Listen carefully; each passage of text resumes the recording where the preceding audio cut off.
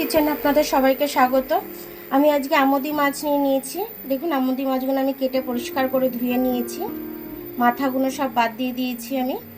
এবার মাছে আমি নুন হলুদটা মাখিয়ে নেব।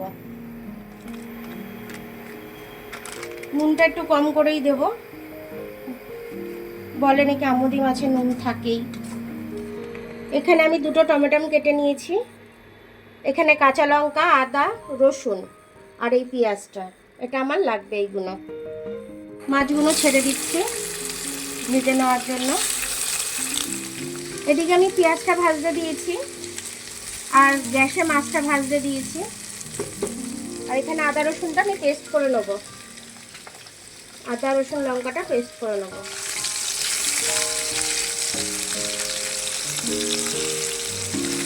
মাছটা ভেজে নেবো, একটু ঝাল করবো, এই জন্য খুব একটা কড়া করবো না আমি। মাছগুলো ভাজা হয়ে গেছে, তুলে নিচ্ছি আমি। আদা রসুনের পেস্টটা দিয়ে দিলাম আমি, একটু হলুদ দিয়ে দেবো,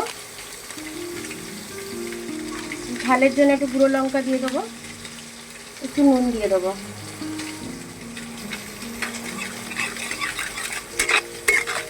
মশলাটা দিয়ে আমার তেল ছেড়ে দিয়েছে, আমার খুব ভালোভাবে কষা হয়ে গেছে,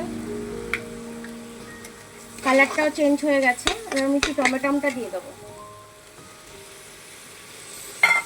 টমেটোটা এইভাবে দিলে কি টমেটোর টকটা থাকে, আর আমি যদি মশলার সাথে টমেটোটা একদম ভালোভাবে কষে নিই তাহলে টমেটোর টকটা চলে যায়।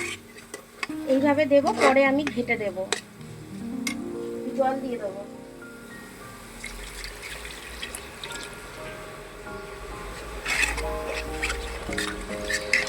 মাছটা দিয়ে দিচ্ছি আমি,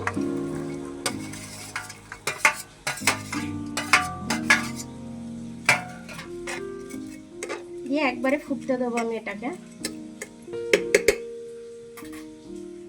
ঝাল হয়ে গেছে আমুদি মাছটা, আমি অফ ক্যামেরায় ধনেপাতা দিয়ে দিয়েছিলাম।